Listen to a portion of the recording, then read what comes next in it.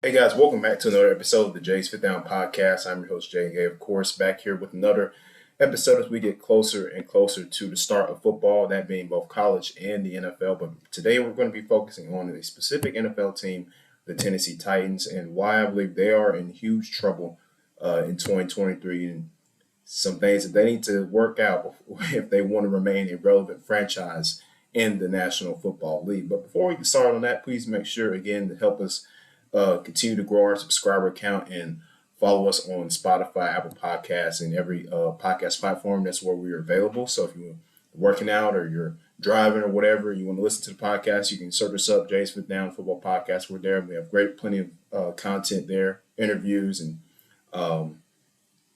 team previews, recaps, all those things from all of last season and even some previews going into this season as we'll continue to put more of those out there as we get closer to the start of the 2023 season. But moving on that note, like I said, today we're talking about the Tennessee Titans and why I believe they're in some serious hot water for this year and beyond. They do not get some things worked out. So let's begin.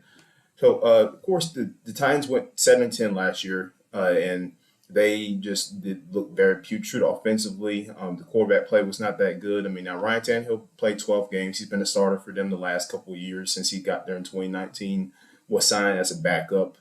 Of course, to Marcus Mariota, who they would end up benching anyway in favor of Tannehill, and Tannehill became a starter the rest of the way. The Titans went to the playoffs that year, lost against the Chiefs. They blew a lead, but he played in 12 games last year and he had 2,536 yards, or 836 yards, I'm sorry, and 12 touchdowns, or 13 touchdowns and 6 interceptions. So not bad. I mean, he played in 12 games, so that's the sample size you have, right? And now the previous year, he threw 21 touchdowns, 14 interceptions. They lost to the Bengals in the playoffs. Um, they actually really got destroyed. Uh, he threw an interception on the first play of the game. So my thing for the Titans first and foremost is you have got to find a starting quarterback. They Ryan Tannehill should not be the starter for them this year. He's past his days of being a relevant starting quarterback in this league. He is a backup at best, maybe a third string at best. He's just not a starting quarterback anymore. I don't think he is. I mean, if you're trying to win football games and and compete in this league with now these with a lot of teams getting better, especially the AFC being so good as it is, like it's a whole gauntlet of teams like the Chiefs, the Ravens, the Bengals, the Chargers, even some other sneaky teams you can put in there like the Steelers, whoever. You know what I'm saying? It's a the AFC is a very great conference right now. And so if the Titans, for their sake, they want to be able to compete like they were a couple of years ago. But the difference between now and then, first off, they don't have the same playmakers they do offensively. AJ Brown is no longer with the team; he's with the Eagles. Still don't understand to this day why they traded him to Philadelphia. Just never made sense to me. They traded him away, but they traded him anyway. And your number one receiver right now is Traylon Burks. Listen, hey, he had 400 yards last year as a rookie, a touchdown. I mean, solid season. He's a guy I think is going to be a good receiver in this league in the years to come, but right now he's just not there yet. And Nick Westbrook-Akine, your second receiver, technically speaking, on the depth chart. So this is why the offense as a whole really needs to get better, and they need a quarterback if they want to be relevant in the NFL as a franchise. Like you got to have a guy that can throw the rock, that can lead an offense, that's not going to make many mistakes. A competent quarterback. This is to win in this league. You have to have a really good quarterback. It's no longer like, well, you can have a solid quarterback, but you have to have a great defense, or you need to have a great running game. No, you need all three. You need a great running game, you need a great defense, and you need a great quarterback. That's why the Chiefs and the Eagles were two teams in the Super Bowl because they had two great quarterbacks, Patrick Mahomes, Jalen Hurts, both MVP caliber players. Patrick won the award. Jalen came in second in the voting. So my thing is like, for the Titans' sake, like you got to at some point find a quarterback. They drafted Malik Willis last year, and in the 3 games that he played in, that he started in, he went 31 of 61 for a 50.8 completion percentage through for 276 yards and 3 interceptions. So not very good.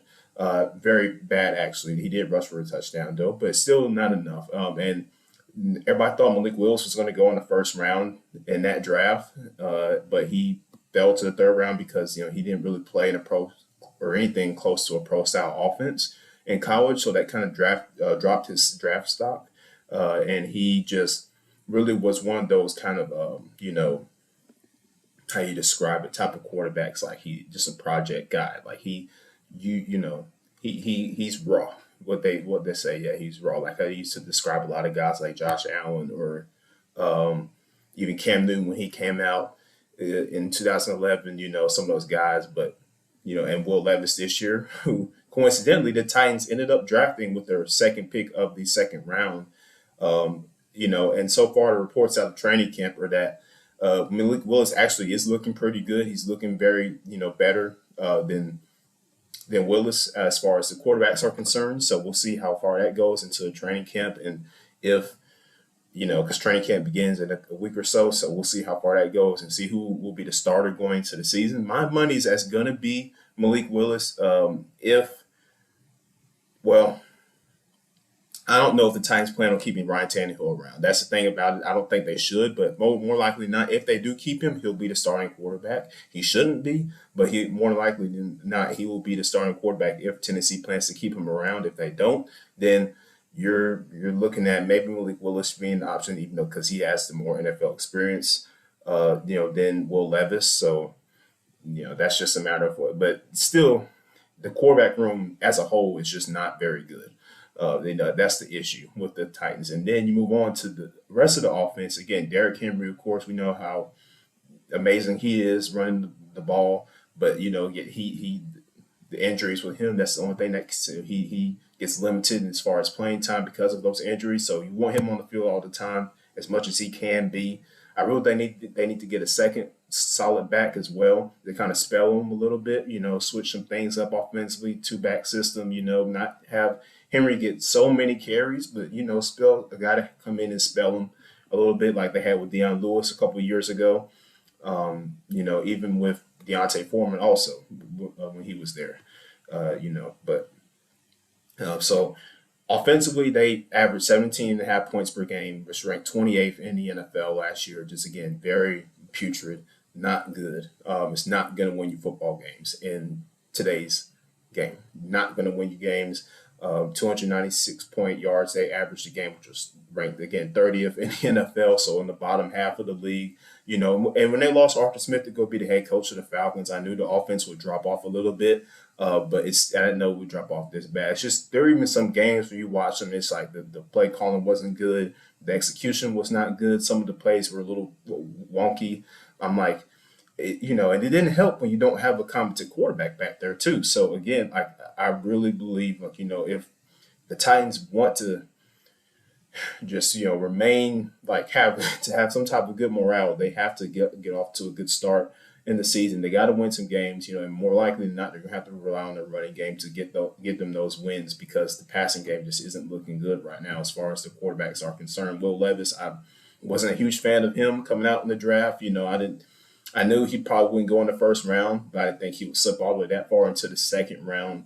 Into the second round. I thought he would go late in the first round, but he even go until the second round, the second pick at that. So that tells me a lot of teams really didn't like what they saw out of him as far as what he could do in a professional offense. At least not right away, not right now. He might go and prove everybody wrong in 3 or 4 or 5 years if he gets in the right system on the right team, like Josh Allen a couple years ago when they drafted him. The Bills drafted him in 2018. He didn't look all that good his rookie year, but as time went on, he improved, and he became the quarterback he is right now of a should be Super Bowl contending team. That's a whole other podcast episode about the Bills there, but so I mean, we'll see what happens, But I can Will Levis don't think he'll be a starter in Tennessee, so we'll see what happens there. Defensively, they were not that good either. Secondary was struggled a little bit. So overall, my money for the Titans is like you have to You just have to get better in those specific areas across the board. It helps that they brought back Jeffrey Simmons on the big contract extension there. They get their best defensive player back, in my opinion, their best defensive player along there with Kevin Byard and those guys. But he's really the top guy on that defense and on the defensive line. So they bring him back. So it was huge for them. But again, offensively, I want to see better production out of the quarterbacks. It's like again, that room that's there, it's just not all that good. And the receiving, that's why they were trying to go after DeAndre Hopkins because, they need that number one receiving guy, because Traylon Burks is just being his second year and don't think he has enough to carry that offense like a true number one receiver can do. He maybe has the potential, but not right now. That's why they were going after DeAndre Hopkins. And right now, from what it seems like, it's down to the Patriots and Tennessee as far as the teams that are rumored to sign Hopkins to a contract. So we'll see how far that goes into. Hopefully, we'll see him on a team before the season starts. I'm sure we will. Honestly, looking at the AFC South, it's just overall not that good, other than the Jaguars, who went to the playoffs last year. But you look at the Colts, they're rebuilding. You look at the Texans, they're rebuilding. They might get like 6-7 wins. I said in my previous video about them. You can check it out. But the Colts, the Texans, the Titans. The Titans are more likely not going to be at the bottom of the barrel. The Jaguars, I believe, are going to win the division. And you look at the schedule, like the Titans, they played the Browns, the Falcons in the first couple of games. So for overall, their first few games of the schedule should be fairly manageable. They should get some wins. Now they do play the Chargers too, which I don't think they're going to win that game, but we'll see what happens. But thank you guys for tuning in today's video. Again, just talking about the Tennessee Titans and how they were in huge trouble this year. They got to get some things straightened out, but we'll see what happens. Thank you guys for tuning in. We'll see you next time on Jay's Fifth Down.